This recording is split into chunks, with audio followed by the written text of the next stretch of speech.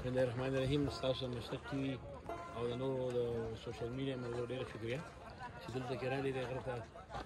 چونکې زموږ خو د الیکشن نه مخکې د خان صاحب په الیکشن په هغه کې هغه چې ټوریزم انډسټري به موږ شروع ورکړو.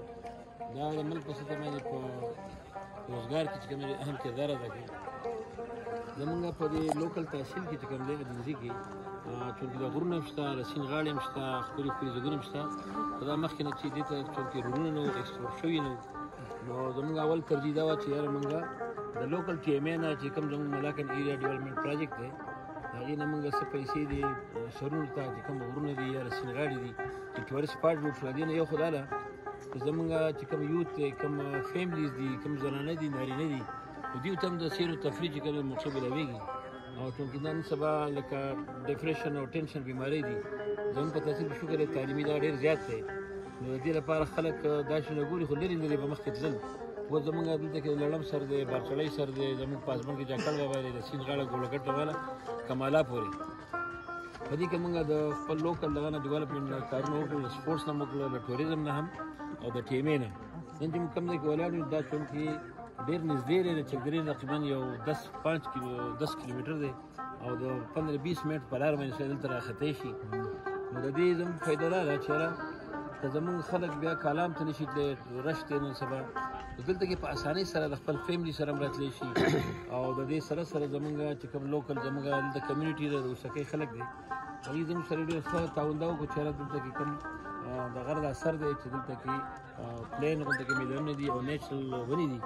نو په دې کې به موږ فیملی پارک یو موسمان شته چې یاره دلته کې فیملی پارک جوړ کړو، واکینګ ټریک جوړ کړو، جولې جوړې کړو او دلته کې د ګاډو لپاره جدا هغوی او پالوشن نه وي.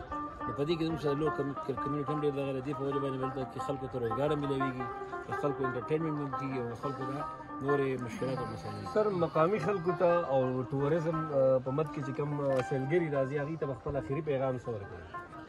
زمونږ چې کومه ټورسټ دي نو هغوی زیات په دې دغه کې ګوري چې کوم ځای ته لاړ شي، ورته ځایونه معلوم نه دي.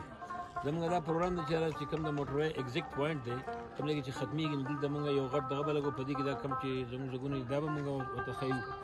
زموږ چې کوم د ملک کوم انټرنیشنل ټورسټ دي چې کوم یا پنجاب باندې یا په سند نه خلک راځي، مخکې دوی سوات ته به تلل، لرې لرې ځایونو ته به تلل، هغوی ته زموږ دغه چې تاسو دلته کې په ملاکنډ ډویژن کې نور هم ځایونه شته چې دا برچړی سر دی چې دلته کې ابشارونه هم شته، دلته اوبه هم شته، دلته ونې هم شته او لړم دی یا جاکړ بابا چې کوم نور ځایونه دي هغوی زموږ دا انوایټ کوو.